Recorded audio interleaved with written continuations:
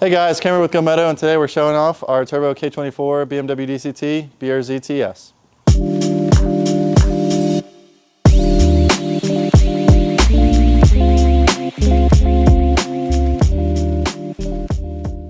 So this started off as a wrecked car with most of the other cars that we get around here. So we bought it go-part from auction, and when we got it, actually turns out it was way more damaged than what we were able to see in the pictures. It had actually been wrecked prior to the wreck that I bought it from. So to fix that, we had to cut the front frame rails off, and then section new ones on, and then basically rebuild the whole front core support of the car. And after all that was repaired with our frame machine and paint booth, put brand new fenders, bumper, headlights, hood, and it was basically back to a stock looking car. So before we did any of the motor swap or anything, we wanted to get some baseline numbers. So we stuck on the dyno. It made 192 wheel horsepower. And that is tuned on ethanol with catless headers. So after we got power numbers, we did race this as a full stock car in TT5 for a year for NASA. So I guess to start off with the motor, so this is a JDM eBay special. So it's a K24 A2. We did the normal K20 oil pump and the 50-degree VCT gear. So this is different than the other cars that we've built, as this is an A2, so it's the 4-port head as opposed to the single-port head. And to make it relatively competitive, we set up the full suspension and tires and chassis before doing the whole motor and transmission swap. We have, to start off, a set of Race Comp Engineering Tarmac 2 coilovers all around the car.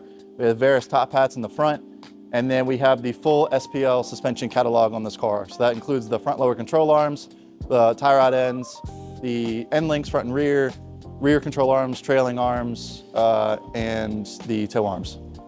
So everything on this car is full spherical because it is a track car more than a street car.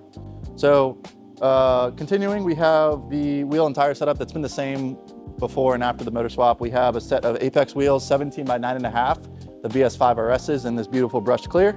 Wrapped around that is the Bridgestone RE71 RSs, 255/40/17. These are the stock Brembos that come with this car. This is a special edition, it's a TS. So in 2018, they only made 500 of these. So it comes with the Brembos, which is the same as the Performance Pack, but the whole interior is different for the TS edition. So stock Brembos, front and rear. We did upgrade them to gyro disc 2-piece rotors, full floating 2-piece rotors, front and rear. Along with that, we have stainless steel brake lines and some Ferroto pads. That moves us on to our motor. So this is a Honda K24 A2, so it's a 4-port head with a 50-degree VCT gear and a K20 oil pump. Besides that, it's a completely junkyard motor. We just made it look a little bit prettier with all the powder coating. Attached to that is a G30-770 turbo from Garrett with a R3 manifold, which we'll get into a little bit more of that later. So this is utilizing the K-Powers builder kit. So that includes the intake manifold, the motor mounts, the oil pan, and the rear coolant neck. We are utilizing the G30-770 from Garrett with a 0.83 housing. This is using the R3 rear-wheel drive turbo manifold. Now we have had some intermittent issues with that, so they are actually coming out with a new version of the R3, so we're probably going to be putting that on the car here soon. We're running a Garrett wastegate, Garrett blow-off valve. All the boost tubing's custom. We are running a PWR intercooler, which is the same intercooler that is on the EcoBoost Miatas that we are building. Same intercooler with different brackets we made for the BRZ chassis. Just an upgraded Koyorad radiator. All the coolant lines are custom aluminum hard lines, have been welded and fit to the car. We're running a full 3-inch exhaust that's full custom for what we've done. A bunch of goodies from Hybrid Racing. We're good friends with those guys over there, so they've helped out with a lot of our Honda builds over here. In terms of motor accessories, this car does have electronic power steering from factory, so we're just using the EP3 idler and tensioner, and then all of the USDM accessories like the water pump, alternator, AC compressor. This is using a K20 water pump housing. So what that allows us to do is run our return lines for the coolant for the turbo through this fitting right there, which is made by Tractuff. In terms of fuel system, we are running a Radium drop-in hanger with a full 8 AN feed, 6 AN return with Hybrid Racing fuel rail, the Radium fuel pressure regulator that sits on the back of the fuel rail, which is a very nice piece. Obviously, the next biggest thing of this car is the transmission. Now, we did do our Orange NC build that did utilize the same transmission, but this is the first car that we did with the DCT swap. So this is a Gen 1 DCT, so 7th gears 1-to-1. And this specific DCT came out of a 135i, so it's the 6-cylinder bell housing and the close gear ratios. Now, we designed this transmission mount, so it was 3D scanned, put it into our CAD software and developed our sheet metal trans mount, which we do make and sell in-house we have with our plasma table and CNC bender. So after the transmission and motor were in the car, we were able to basically finalize all the other things. We had our custom drive shaft made.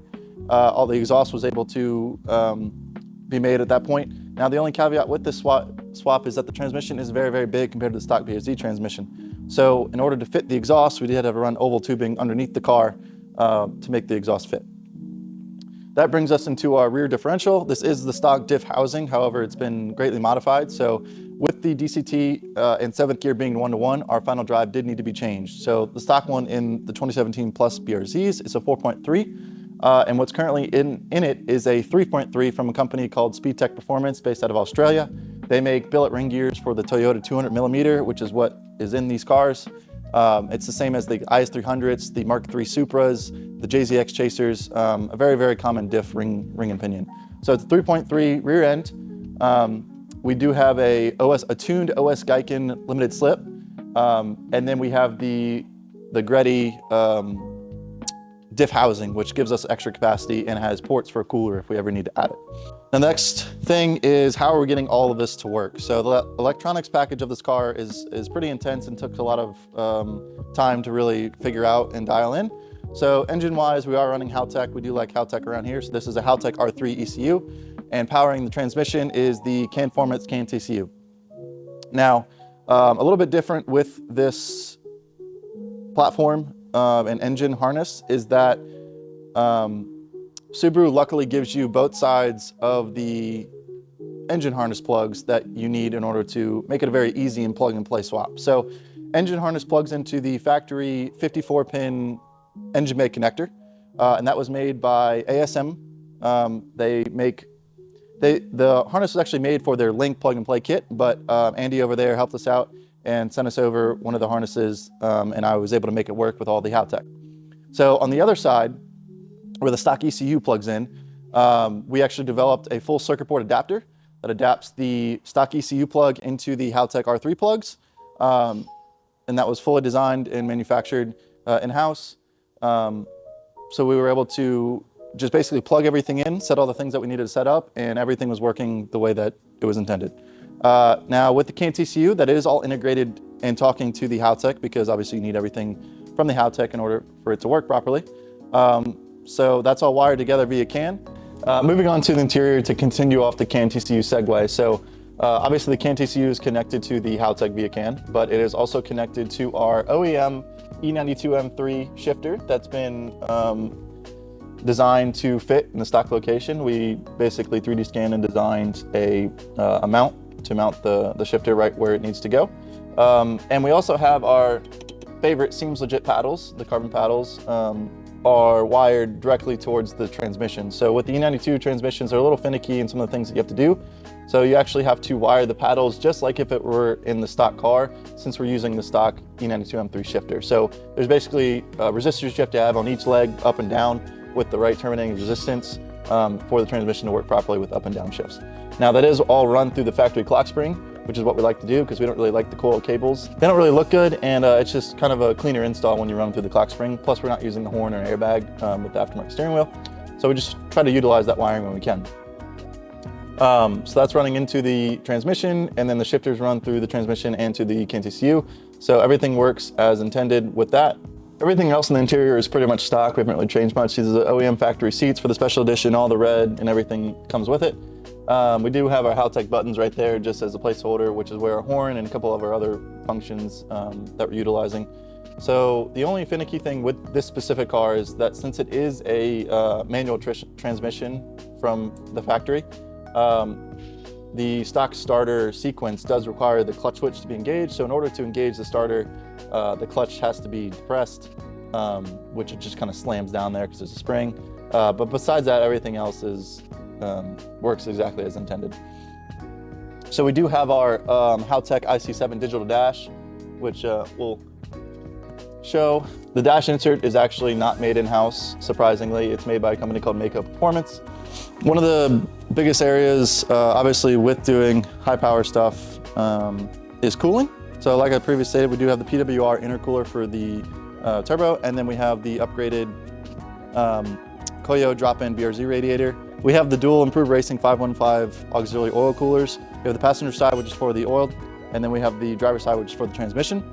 And that's made with all custom brackets and everything. And I'm actually in the process of designing proper ducting for it. I just haven't really had the time to finish it with some of the other things we've had going on.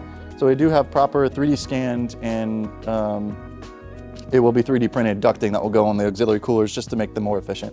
So in terms of power numbers with the swap, we currently now make 407 wheel horsepower with about 14 to 15 pounds of boost at the way top.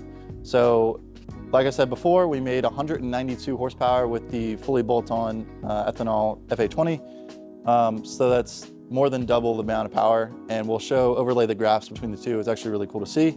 Obviously, it's not really an apples to apples comparison, but it is cool to just look how it was and then how it is now, just to see the difference that a motor swap and everything can do. In terms of times, the best previous time, like I had said, with the stock motor, fully set up chassis is a 159. The best time that I was able to get with this car so far is a 153.9, but that was only at 300 horsepower on the wastegate boost setting. So we are now, since then, we've turned the boost up to that 400, and we have a local event coming up in the next couple of weeks. I'm not sure exactly when this video is coming out, so if it goes successful, we'll overlay the current numbers and everything.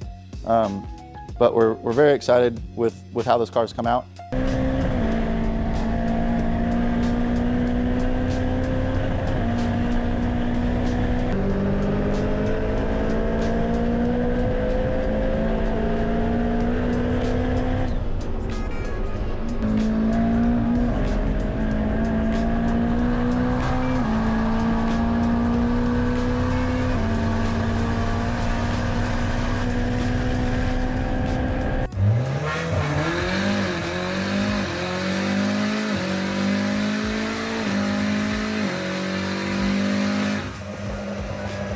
That pretty much sums it up. Obviously, there's a lot more things, you know, that have gone on in the background and getting everything to work as intended. A lot of people helping out, especially Sam at Data and Performance with some of the help tuning and everything, and all the companies that have offered their help, offered their support, and sent things out for us to try. So it's very nice to have people that enjoy what we're doing and having people watch what we like to do. So. Pretty much sums up this car. If you have any questions or anything, make sure to drop a comment down below. And if you have any interest in viewing more of our content, subscribe to our YouTube channel, and be sure to check out our Facebook and Instagram and all the cool things that we're doing right now. So thank you guys, appreciate your time.